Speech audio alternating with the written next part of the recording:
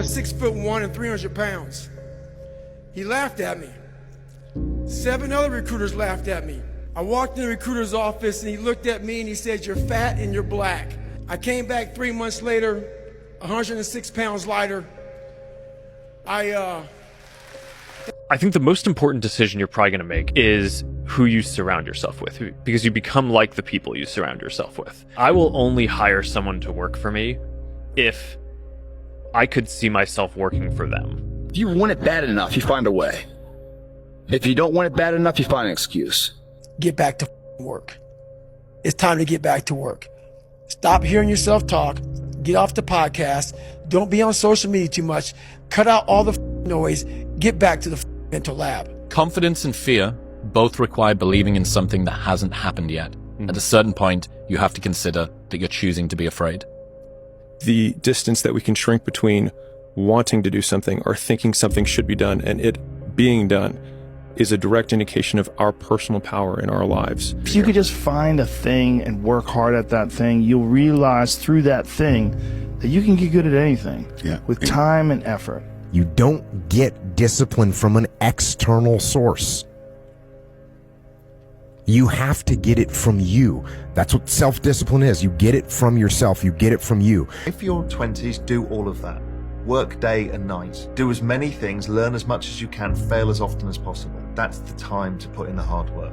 It's 1 year from today. And instead of us looking through the dust cloud, what could happen? Let's pretend it's a year from now and we're looking backwards. And let's pretend it was the best year of your life. What would have to happen in your life for it to be the best year of your life? I want you to focus it and live it, positive focus, as if it already happened. Do you not understand that the more comfortable you get, the more uncomfortable life gets? The less action you take, the more consequences you have. The more you let those bills pile up, the less work you put in, the more food you eat, the fatter you get. All these things are gonna start piling up on you, bro. And bro, I know you weren't built to be average. You were built to have riches. You were built to have the body you want, the physique that you want, the dreams that you want. You were built to have these things, and yet you're content with being average. You are someone who's ambitious, and this is me just talking specifically to you. You have to get used to being alone. I'm saying this because I used to think that there was something wrong with me, when in reality, I just didn't understand what the nature of being exceptional meant. To be exceptional means that you are the exception. It means that you are not normal.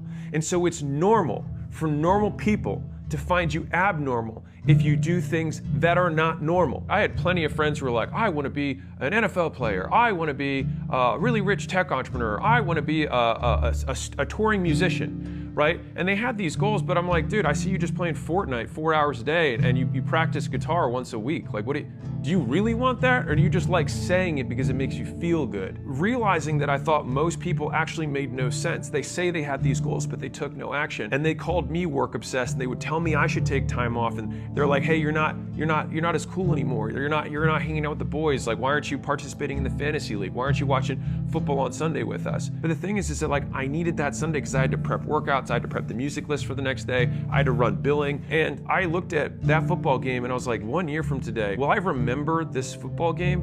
Or will I remember the fact that I'm not where I said I was? Be the best version of yourself in anything that you do. You don't have to live anybody else's story. Sometimes people make it seem like you have to have certain prerequisites or a crazy life story in order to be successful in this world. You know, my grandmother used to always say, never wish for what somebody else got, because you don't know what they did to get it and you don't know what they're doing to keep it, right? And so for me, you know, do your little bit of good where you are is, man, do what you do, right? Stop worrying about what everybody else is doing. Stop looking at what everybody else is doing and stay focused on what it is that you feel God has called you to do specifically. That's your greatness. That's where your power is. Everything that's happening to you is God is processing you. Every difficult moment you're having, He just processing you. That's all He's doing. Everything you're going through is preparing you for what you ask God for. And if you need to be tough when you get to where you're going, then He gonna toughen you. The hardest things are usually the best. If it's easy, leave it to somebody else. Because this world we live in is tough. It's tough. It will beat you down. The world and the life that we live in is the ultimate competitor. You're not too late. You on time. I'm letting you know right now, if you just get focused, you grind, you cut out all the distractions, bro, you just lock in on your goal, I'm telling you, you're gonna get it, bro. But I can't trust in you more than you trust yourself. You don't start things and not finish them. You don't quit. There's nothing that comes out of quitting besides knowing that you didn't finish. We finish everything. You start it, finish it.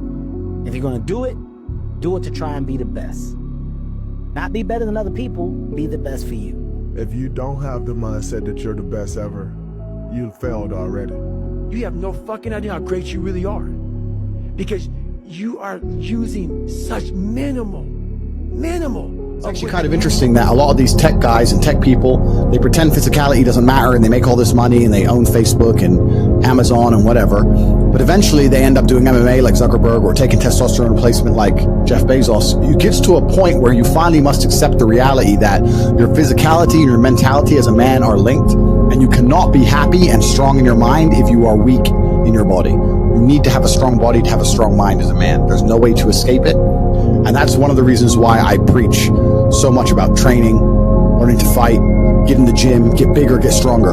You will fix your mind if you fix your body. You should be as strong as you possibly can. You all to understand something about life. Discontentment and unhappiness is supposed to motivate you, but you've been tricked by the modern world into thinking that there's a problem with you, that it's a condition, there's a disease, there's something wrong with me. Completely incorrect. When you feel like shit, it's supposed to be warning you that your life is shit and something must change. And it's supposed to inspire you to push harder. You know that ex who really upset you, who broke your heart, and she has a new man now and she seems happy? She wouldn't be happy if you got a lot richer, if you got a bunch richer after you broke up, in better shape. If she saw you and goes, wow, he didn't have a six-pack and arms like that when I was with him. He didn't drive a car like that when I was with him. Look at him now. I really wish I didn't leave him and go with this other guy. I wish I stayed with him. Before you know it, she'd hate her current husband and want you back. Success is the best revenge. It's the best revenge on your school teachers who didn't believe in you. It's the best revenge on your boss who used to boss you around. It's the best revenge on all those women who don't fucking reply to you anymore. It's the revenge on everyone. It's the cure-all, the silver bullet. The only thing you have to focus on is winning. If you win everything. You don't have to play all these little games. You don't have to try and get your ex back or upset her or be petty or send her stupid fucking messages. You need to fucking get rich. Then all of the work is done. Control your mind, it's easy, right? Getting over a breakup with that bitch. You miss that girl, you're upset, you miss her with all your heart, da-da-da. But once you realize she's gone, if you control your mind, she's gone now. She's gone now, gonna miss her. That's a shame. Off to the gym. You either control your mind or you don't. Yeah, sorry. That's not sorry. You're not sorry. You're trying to change subject.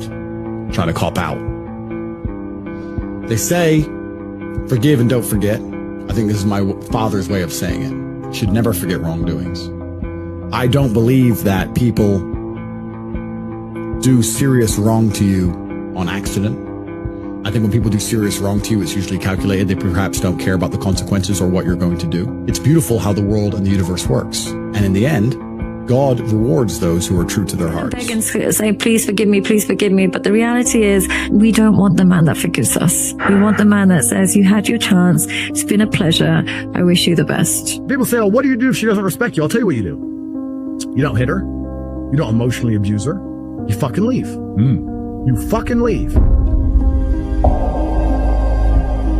People say to me, but aren't you jealous of people who are happy? Because they get happy with simple things. Aren't you jealous of the man who's happy with simple things? No, I'm not. When I see people in a crowd at a festival amongst other sweaty peasants, jumping up and down, screaming, yeah, I sit and I think, I didn't act that way when I had 200 million in the bank. I didn't act that way when I became the most famous man on the planet. I didn't act that way when I was 4-time kickboxing world champion. I've never been that happy in my life with all of my amazing achievements, and you're screaming for a fucking song because you're an idiot. But I don't feel jealous of you. I don't look at you and go, oh wow, simple things make them so happy, because I know the second these people have any kind of problems, they collapse. And actually I think I appreciate the pressure, because it's this weird like paradox, right, of like, you want to be the best version of you, you know, you want to grow into this individual that you see yourself being, but without the pressure, it's too easy to just not do it.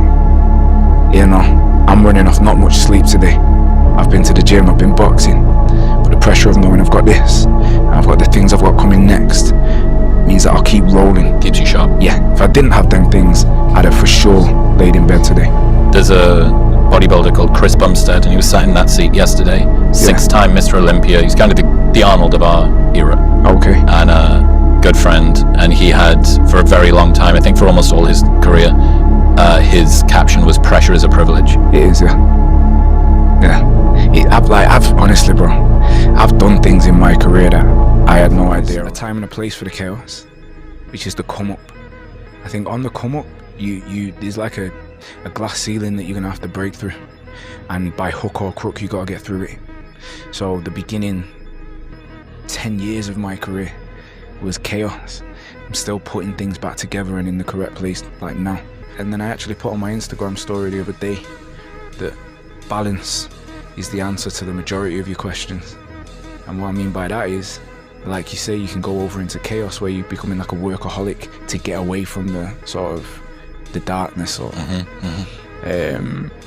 or you can sort of wallow in the darkness. You gotta find a middle ground. Nobody is motivated at 4 in the morning. Nobody. But some people are up anyway. I don't want any easy ways out. The idea of that aggravates me. I want to have to wake up every day and grind out and become richer than everyone else because I work harder than everyone else and I try harder than everyone else. I don't want any easy ways out. Sacrifice everything in order to achieve your goal. Everything. You have to be sacrifice your family, your dignity, everything, because the objective is to accomplish the goal. And that's all I want to do. You have to be able to disregard your happiness, because our happiness is a form of our ego as well. And it's all about disintegrating the ego and being this objective individual, which is almost impossible without the ego. You know, the ego gives it purpose. So you have to have a purpose without a feeling, which I just know how to do. I can't even explain it. Everybody want to be a beast until it's time to do what beasts do. Everybody want to be a beast. Everybody got tattoos of lions. But when it's time to practice, you ain't on beast mode. If you will be a beast, you're going to have to go through something. Ain't nobody going to hand you nothing. Ain't nobody going to hand you no championship. Ain't nobody going to hand you no title. Real lions like to hunt. They love the process just as much as they love the prize. And some of y'all just want to score. You don't like the process. You're not in love with the process. A real man in the dark, when nobody's watching, he putting in work. A real man, when coach ain't even watching, he's studying film on his own, because he loves the process. Listen to me, say, be phenomenal, this is it. I want you to chant it out, this is it. Be phenomenal or be forgotten. 1, 2, 3. Be phenomenal, be forgotten. 1, 2, 3. Be phenomenal, be forgotten. Last time, 1, 2, 3. Be phenomenal, be forgotten. Did not come this far to just break down and lose now. I'm a winner. I'm going to win. If you don't see results in the first 2 days or the first week, I'm done. That's the mentality of most people. The struggle is too real. We're not patient. See, your problem is that you keep rushing the process. You ain't trying to be patient. Good things come to those who wait. This ain't a sprint. This is a marathon. And the more you keep worrying about the future, the more you're going to get lost in the present. You got to get up and just put one foot in front of the other, bro, and just have that blind faith. But what I will say is that we don't know when it's happening, but we know what's coming. We ain't putting this work in for no reason. The easiest thing in life is to give up on whatever you're focused on or whatever you're hopeful for. The hardest thing is to continue to keep going. It sucks, but you have a choice to make. Do you want to sit down and go back to that guy you once were? No. So this is what it takes. How can you beat someone who cannot fucking quit? How can you beat someone who every time they go through a hard time, they get better and they get stronger instead of getting weaker and getting demoralized? How can you beat someone who looks back on all the tests that they've had and said, yeah, that wasn't shit, dude. Bring it the fuck on. I'm unbeatable. I can't be beat. This is impossible. You condemn me. You can damage me. You're never ever gonna beat me. You want to break my motherfucking legs? So be it. I will reverse that pain and suffering, and I will take your soul. There's human beings that have different temperament and different minds and different mentality and a ruthless competitive drive that's almost terrifying to the ordinary person. It's just life. I wake up. While it still sucks, it's just life. Just keep working. You're not getting what you want, keep working. You are getting what you want, keep working. My biggest fear in life is not reaching my full potential and not being the greatest I can be. Because everyone has a choice in life. Everyone has a choice of either being this person up here or this person down here. I had two options.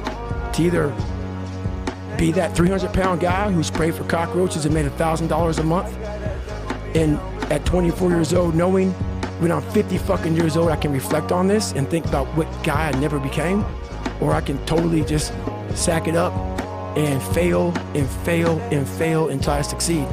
Right now, Saturday, midnight, most of my friends right now out partying, drinking, smoking, just doing whatever they want because they don't really care.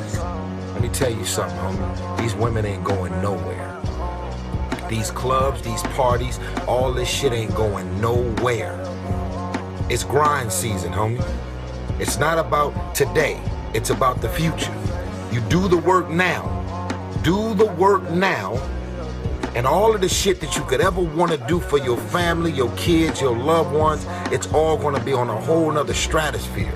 I want to be the guy that people looked at. I don't care if you like me or didn't like, I don't care. But said, this motherfucker is going to keep coming after whatever the fuck is in front of him. I wanted that. I wanted that. I wanted that worse than anything in the world. I wanted to feel something besides defeat. I wanted to just go the distance. And that going the distance pushed me to a point of where now I go way past the distance. You don't want it. And that's the harsh reality. At the end of the day, I had to miserably wake up every morning in the cold. I was miserable. This is your new life. There's no happiness about it. There's no peace behind it. It just fucking sucks. And it's gonna continue to suck. 4 degrees and it's nice and rainy outside. But no one cares about that. It's not about the rain. It's what the rain represents. Life is always giving you a test. Trying to give you a way out. Trying to give you an excuse not to show up. This is my excuse today. Guess what? You gotta have the mentality to show up every fucking day of your life. No matter what life throws at you. It's our responsibility to show up to the Coliseum of life. Prepare for fucking battle. I don't care what you're going through, what life's throwing at you. It's your responsibility to find your new 100%. Take it upon yourself to do that.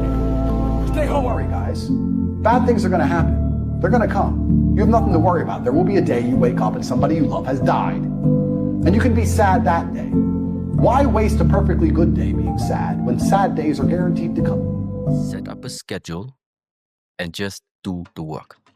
Free from how you feel.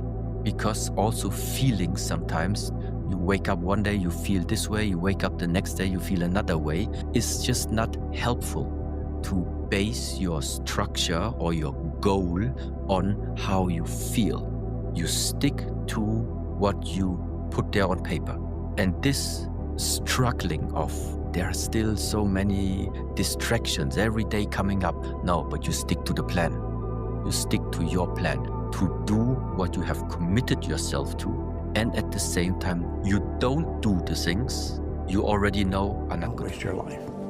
Set your goals high. Quit thinking about what's wrong. Start thinking what's right. Love a little more, hate a little less. You have no idea what you're capable of doing. Make up your mind today, you're going to figure it out. The world hates you. Just remember that they hated me first. And that is literally the most comforting thing I've heard all day. You're not of the world. You're just having a worldly experience. And some people don't understand that. So they're going to think that you're either holier than thou, holier than me, oh, you're too good for us. Misery loves company. It really does, in all level. But the most comforting thing says, like, if I'm in you and you are in me, like, the world hates you because they hated me. So don't worry. Like, it's okay to be hated. And that's what Jesus was saying. I just think it's so cool because it's like the straight and narrow path is not going to be a path where people are going to love you for it.